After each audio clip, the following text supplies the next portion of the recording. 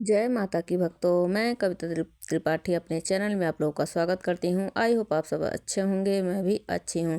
तो देखिए, आज मैं वीडियो लेकर आई हूँ कि हमें अपने मतलब घर में पूजा करते समय कुछ खास नियमों का ज़रूर ध्यान रखना चाहिए। तो चलिए वीडियो शुरू करती हूँ ज़्यादा बातें ना करते हुए। तो देखिए, भगवान की आराधना में बहुत शक्ति होती है। कहते हैं कि व्यक्ति के जीवन का दुख कष्ट सभी भगवान की पूजा पाठ से दूर हो जाते हैं। कई बार भगवान की आराधना के बाद ही मतलब ऐसा लगता है कि हमारा दुख कष्ट कम नहीं हो रहा है, लेकिन हम ये नहीं जानते हैं कि हम पूजा पाठ तो कर रहे हैं, लेकिन हमें उसका फल नहीं मिल पा रहा। जैसा मिलना चाहिए वैसा फल तो मिल रहा है, लेकिन जैसा जितना हम मतलब भक्ति भाव से भजन पूजा पाठ कर रहे हैं, तो उस हिसाब से हमें फल नहीं मिल रहा है। तो लेकिन हम ये नहीं जानते हैं कि हम पूजा करते समय कुछ ऐसी गलतियां करते हैं जो कि हमें नहीं करना चाहिए। देखिए, शास्त्रों में बताया गया कि ईश्वर की पूजा का पूरा फल तभी मिलता है जब आप उस पूजा को सही विधि से और पूरे नियम के साथ करते हैं। तो वो नियम क्या क्या हैं? ईश्वर की पूजा से मतलब भगवान की पूजा से जुड़े कुछ खास नियम मैं आप लोगों को इस वीडियो में बताऊंगी। तो चलिए वीडियो शुरू करती हूँ। वीडियो में बने रहिएगा और जानकारी पसंद आए तो प्लीज़ मेरे चैनल को लाइक शेयर और सब्सक्राइब कीजिएगा और कमेंट में जय माता की ज़रूर लिखिएगा और ज़रूर बताइएगा जानकारी कैसी लगी। तो देखिए, सबसे पहला जो खास नियम है भगवान की आराधना का, जो पहला और ज़रूरी नियम यही है कि भगवान की आराधना करते समय पूजा पाठ करते समय हमें पूरे मन मतलब पूरे भाव, हमारे मन भावना की कमी नहीं होनी चाहिए। तो पूरे भक्ति भाव से और आपको निश्चल मन से स्वच्छ मन से आपको पूजा करनी चाहिए। अगला जो नियम है पूजा से जुड़ा हुआ, तो पूजा के लिए देखिए सबसे जो दूसरा जो सबसे खास नियम है वो है दिशा। दिशा पूजा पाठ करते समय हमें दिशा का ज़रूर ध्यान होना चाहिए। कई बार हम जाने अनजाने गलत दिशा की तरफ बैठकर मुंह तरफ करके पूजा करते हैं। देखिए, दिशा और स्थान दोनों का सही होना ज़रूरी होता है पूजा पाठ के दौरान।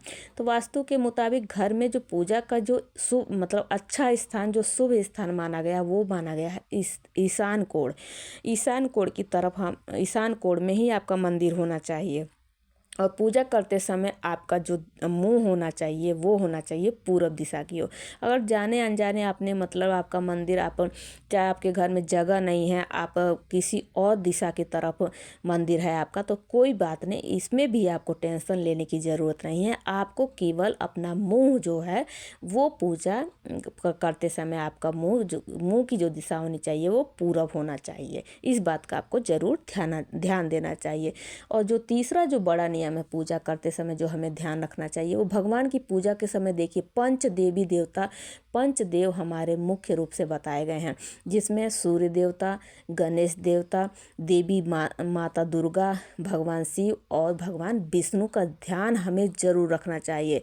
और इसमें भी देखिए बहुत लोग कन्फ्यूज रहते हैं कि हमें सबसे पहले सूर्य देव को अर्घ देना चाहिए कि सबसे पहले मंदिर में पूजा करनी चाहिए। तो देखिए, मैं आप लोगों को बता दूं, सबसे पहले आपको सूर्य देव को अर्घ देना चाहिए, उसके बाद आपको घर के मंदिर में पूजा करनी चाहिए। मान लीजिएगा कभी जैसे जो 4 बजे स्नान करते हैं, कार्तिक या माह का स्नान करते हैं, तो उसमें आपको क्या करना है, आपको सूर्य देव का जल का लोटा तैयार करके ही अपने मंदिर में पूजा करना चाहिए। उसके बाद जब सूर्य उदय के होने के बाद उसी लोटे के जल से आपको जल अर्घ देना चाहिए। अगला जो बड़ा नियम है पूजा करते समय जो हमें ध्यान देना चाहिए वो है हमें अपने स्वच्छता पर ज़रूर ध्यान देना चाहिए। स्नान करने के बाद ये नहीं कि पहने हुए कपड़े ही पहन ले, नहीं, आपको साफ धुले हुए स्वच्छ वस्त्र ही और कहीं से कटे फटे ना हो, इसका आपको पवित्रता का ध्यान जरूर देना चाहिए भगवान की पूजा पाठ करते समय। और पूजा पाठ करते समय जो अक्सर महिलाएं करती हैं वो क्रोध, गुस्सा, क्योंकि गुस्सा बहुत जल्दी करती हैं महिलाएं पूजा पाठ करते समय, तो इस बात का भी आपको ध्यान देना चाहिए। अगला जो बड़ा नियम है जो कि हमें ध्यान देना चाहिए, पूजा हमेशा आसन पे बैठकर करना चाहिए।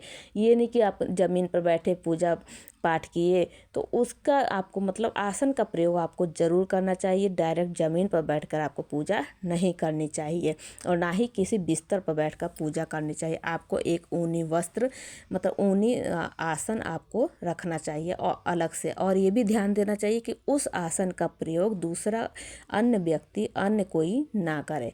सबका आसन अलग अलग होना चाहिए। मतलब कंबल बिछाकर, ऊनी वस्त्र बिछाइए या कंबल बिछाइए, लेकिन आपका आसन अलग होना चाहिए और आसन भी साफ सुथरा होना चाहिए। और देखिए अगला जो बड़ा नियम है, पूजा के दौरान अपने आराध्य मतलब जो भी आपके इष्ट हों, देखिए इष्ट आपको ज़रूर होने चाहिए।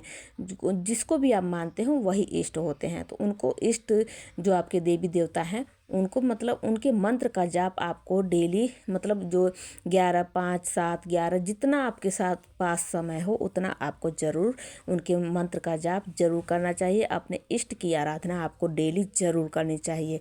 अगले जो बड़ा नियम है, नियम का जो ध्यान रखना चाहिए, ईश्वर की देखिए भगवान की पूजा के बाद आपको आरती जरूर करनी चाहिए। आरती इसलिए आराध्य देवी देवता की सुबह शाम जो भी आपके इष्ट हों उनकी आरती जरूर करनी चाहिए और आरती हमेशा खड़े होकर करनी चाहिए। अगला जो बड़ा नियम है, देखिए पूजा के बाद आसन के नीचे आपको 2 बूंद डालकर उसे माथे से ज़रूर लगाना चाहिए। ऐसा क्यों?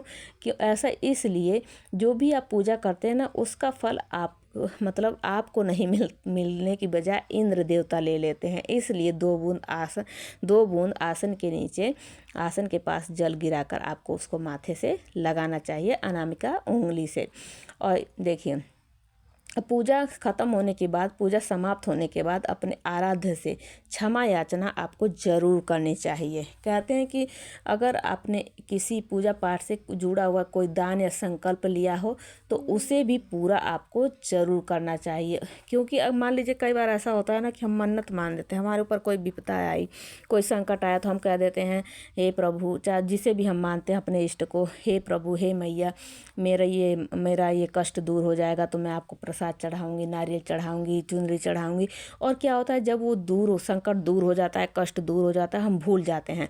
जब भूलते भी नहीं तो हम कह देते हैं हाँ चलो अगली बार करेंगे, फिर अगली बार आता है फिर कहेंगे कोई नहीं अगली बार करेंगे। तो ऐसा हमें बिल्कुल भूल कर भी नहीं करने चाहिए, क्योंकि फिर वो दोष लगने लगता है हमारे ऊपर। तो ऐसा आपको बिल्कुल नहीं करना चाहिए। जो भी आपकी मनौती हो, मन्नत हो, पूरा होते ही उसका आपको भगवान को आस देकर उनको नहीं करना चाहिए। तो इसलिए इस चीज़ का भी आपको ध्यान ज़रूर देना चाहिए। तो आई होप आप लोगों को जानकारी अच्छी लगी होगी, और अच्छी लगी होगी तो प्लीज़ मेरे चैनल को लाइक शेयर एंड सब्सक्राइब कीजिएगा। Please guys support me. तो चलिए मिलती हूँ अगली वीडियो के साथ। जय माता की।